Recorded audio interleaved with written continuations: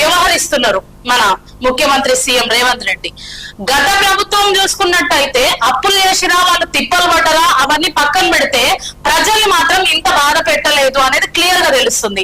ఇప్పుడు OU students కావచ్చు, లేకపోతే నిరుద్యోగులు కావచ్చు, రిటైర్మెంట్ బకాయిల వాళ్ళు కావచ్చు, ఇలా ఎంతో మంది రోడ్లకు ఎక్కి ధర్నాలు చేస్తూ లాస్ట్ టైం అసెంబ్లీ ధర్నా అసెంబ్లీ ముట్టడప్పుడు వయసులను కూడా చూడకుండా నిర్బంధించిండ్రు వెహికల్స్ లలో. ఎంత దారుణ స్థితికి దిగజారిపోతున్నారంటే గద్దెక్కించిన వాళ్ళకు గద్దె దింపడం కూడా చేతనైతుందని ప్రభుత్వం గుర్తుంచుకోవాలి.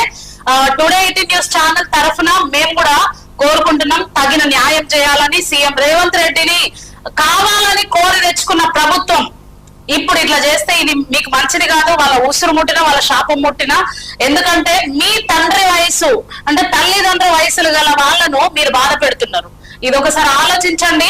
55 మంది కుటుంబాలలో ఉన్న ఈ రిటైర్మెంట్ ఎంప్లాయీస్ ఎవరైతే చనిపోయారో ఆ కుటుంబాలకు కూడా న్యాయం జరగాల్సిందిగా మేము కోరుకుంటాము. సార్, ఈ ఇంటర్వ్యూ సమక్షంలో నేను మీకు మాట ఇస్తున్నా, మీ ఉద్యమానికి మా టుడే 18 న్యూస్ ఛానల్ కూడా తోడుంటది. మీకు బకాయిలు వచ్చే వరకు కూడా మేము మీకు సపోర్టింగ్ గా ఉంటాము.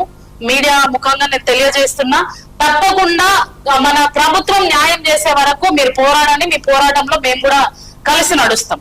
Okay madam, thank you madam.